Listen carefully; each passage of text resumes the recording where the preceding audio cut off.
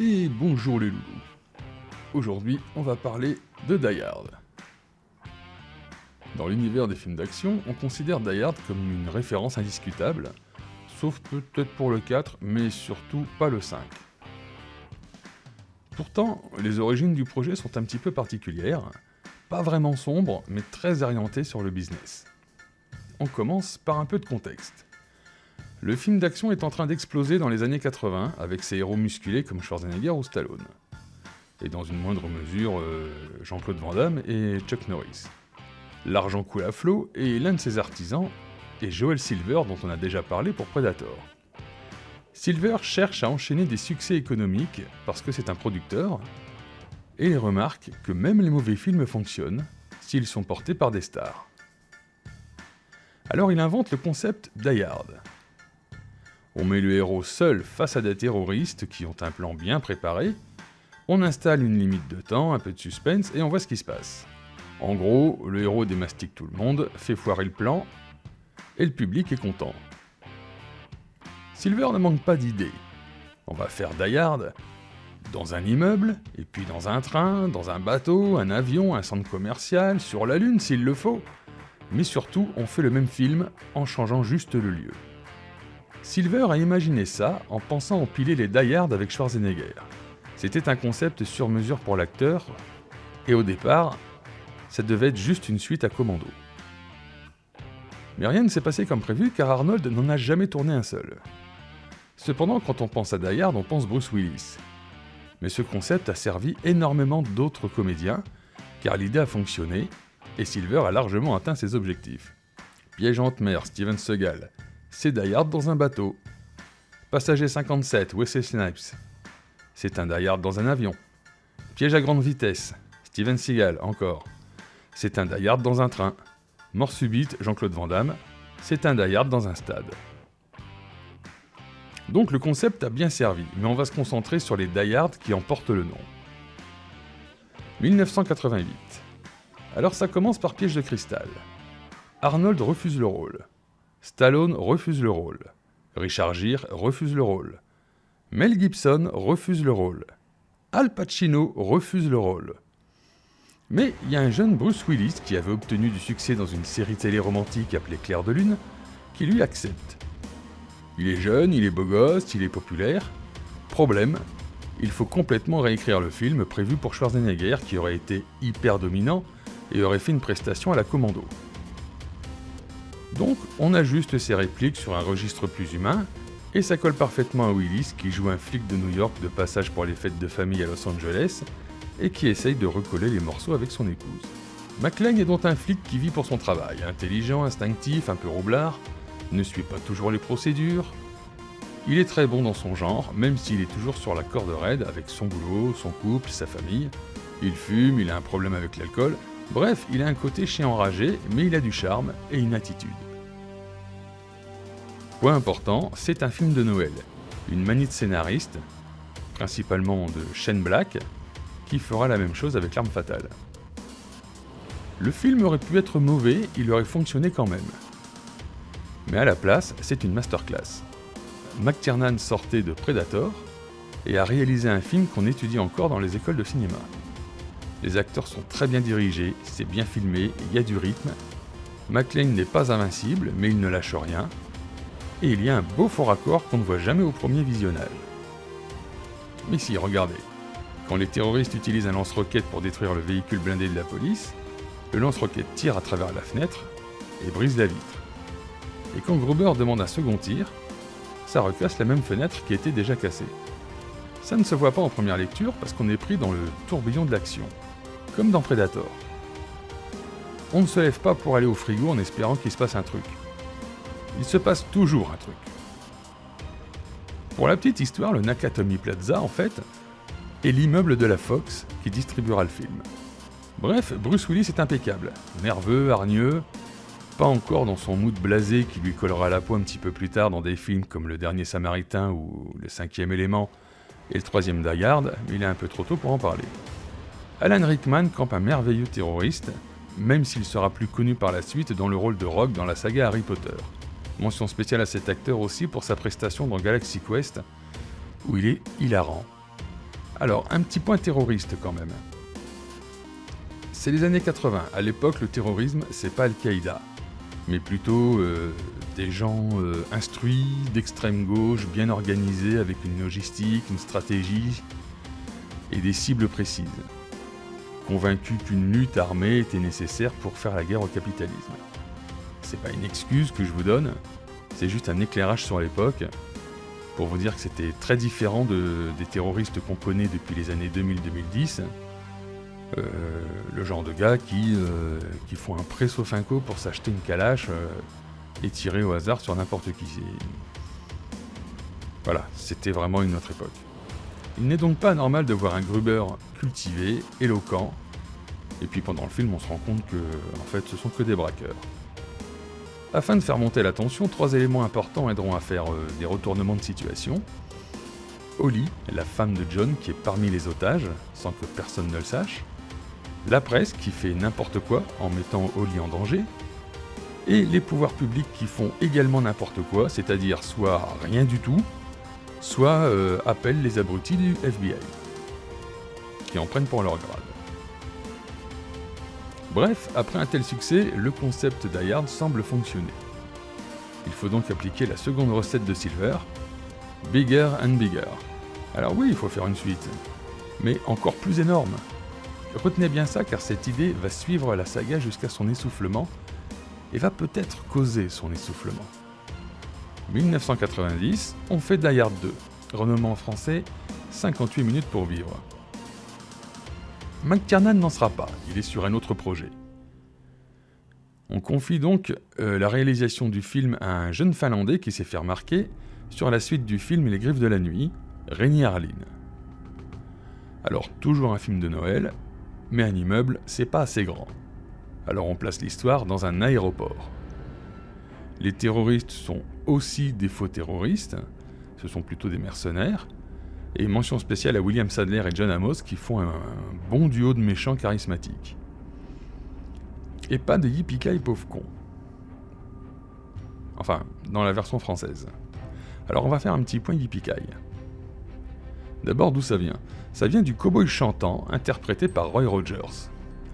Un acteur de film B, où il a fait une centaine de films entre les années 30 et les années 50, en étant un cow-boy qui chantait. Roy Rogers, c'est aussi le faux nom que donne McClane dans le premier film, en précisant qu'il adore les chemises pailletées.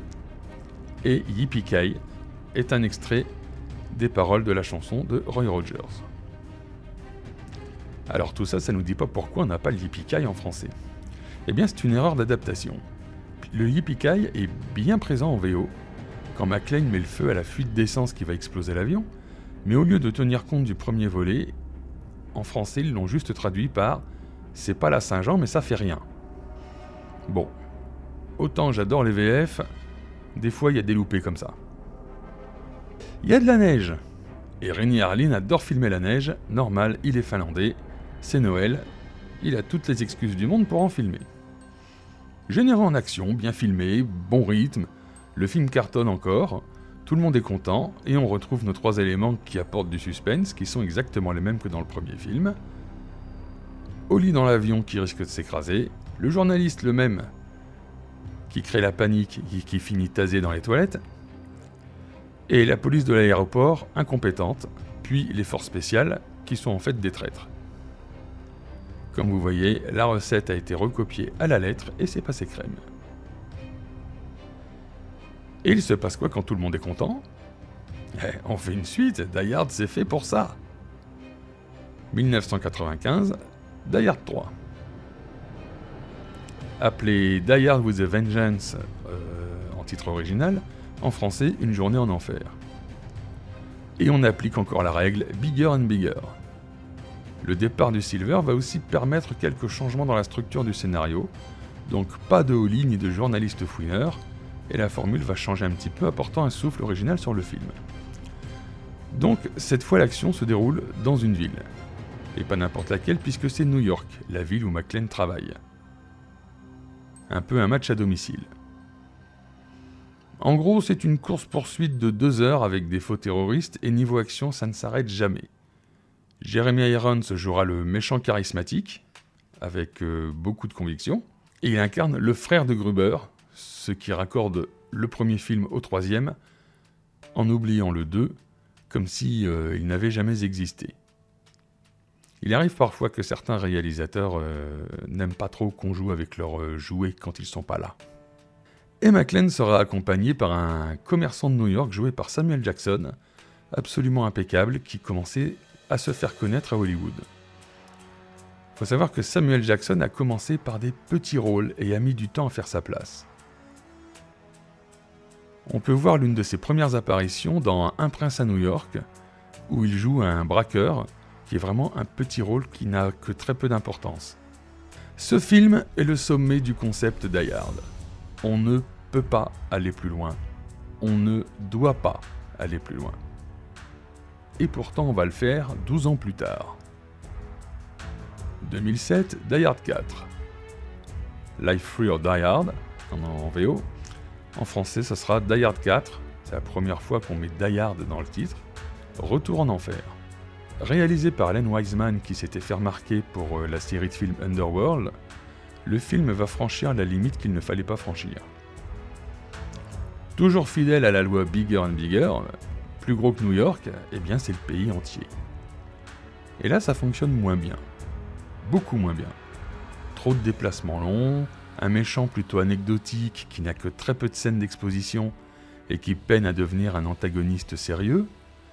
McClane est fatigué, il est de plus en plus blasé, cynique, l'action est là, mais les déplacements cassent sans cesse le rythme, et c'est bien la première fois qu'on trouve un Die Hard bien, mais pas plus. Même le yippee-ki final semble forcé. Et ce n'est pas un hasard. La production du film a été chaotique, et le tournage a démarré avant même que le scénario ne soit terminé. Par exemple, les enfants de McClane, qui ne devaient pas apparaître dans le film, ont été rajoutés au dernier moment. Si la saga Die Hard est bien du gros film d'action, le scénario était toujours écrit et peaufiné, bien à l'avance, mais 12 ans plus tard, on ne peut plus faire du bancal parce que les standards du public ont changé. On leur a offert 3 Die Hard de très grande qualité. Quand ils voient un Die Hard, ils pensent action, certes, mais aussi bonne réalisation, bon scénario, bon comédien. Toutes ces choses qui n'étaient pas absolument nécessaires lors du premier ont toujours été là. Donc il y a une exigence de qualité. Le film sera cependant un succès, mais c'est la première entorse au contrat tacite avec le public, et côté production, on commence à réaliser que la saga est probablement en train de mourir. Mais c'est pas une raison pour ne pas faire un dernier run.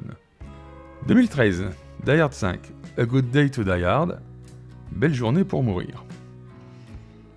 Bon, là je vais être clair, c'est fini. Le Bigger and Bigger n'étant plus possible, parce que là il aurait été question d'engager la planète entière, et le budget alloué en forte baisse, parce qu'on n'y croit pas beaucoup à ce Die Hard 5, on part tourner en Europe de l'Est et McClane passe au second plan en essayant de sauver son fils agent de la CIA capturé par les Russes. Alors je vais être clair, il n'y a rien qui va. Ça sent le passage de relais qui n'ose pas dire son nom, avec un successeur qui n'a ni le talent, ni la présence de Bruce Willis quand il était jeune, et Bruce Willis lui-même semble en avoir marre de jouer McClane. Et les spectateurs aussi, puisque le film ne respecte pas du tout les codes des précédents Die Hard. C'est mal écrit, c'est pas fun, c'est un film d'action, mais pas plus, et surtout pas un Die Hard. Le film a floppé, mettant fin à la saga, bien que Bruce Willis aurait aimé faire un dernier film pour le passage de relais, mais ça ne s'est pas fait et c'est plutôt une bonne chose, parce qu'il n'y a plus de relais à passer. Die Hard a commencé et se termine avec Bruce Willis. On ne veut pas forcément quelqu'un d'autre. Alors, est-ce que Die Hard est vraiment fini ? Oui, clairement. Même un reboot semble compliqué et personne n'y pense vraiment à Hollywood. Parce que la jeune génération est passée, qu'ils ont adopté d'autres standards, principalement John Wick, dont on parlera peut-être plus tard, et que la recette de Die Hard a été usée jusqu'à la corde. Mais si la saga est terminée, elle reste quand même une référence qualitative sur le cinéma d'action. Tant de talents se sont exprimés sur la franchise qu'il serait difficile de prétendre faire mieux, et si c'est le cas, mieux vaut ne pas se comparer à Die Hard, ce serait arrogant. Comme pour Rambo, ce sont des films qui furent témoins de leur époque, qui restent bons malgré le poids des années, mais l'autre point commun avec Rambo, c'est que c'est une franchise qui ne survivra pas aux années 2010. Les héros musculeux sont désormais chez Marvel, ils ont plein d'effets spéciaux, ils sont un petit peu plus lisses, ils fument pas, ils boivent pas, ils ont un petit peu moins de relief, un petit peu moins de saveur, un petit peu moins d'âme. Voilà, c'est tout ce que je pouvais vous dire sur Die Hard. J'espère que ça vous a intéressé, j'espère que ça vous a plu. On essaiera de visiter d'autres franchises. Je suis déjà en train d'écrire dessus. Et puis donc je retourne au travail, j'ai beaucoup apprécié vos commentaires. Je répondrai à tous sans problème. Et puis en attendant, on fait bisous. À bientôt.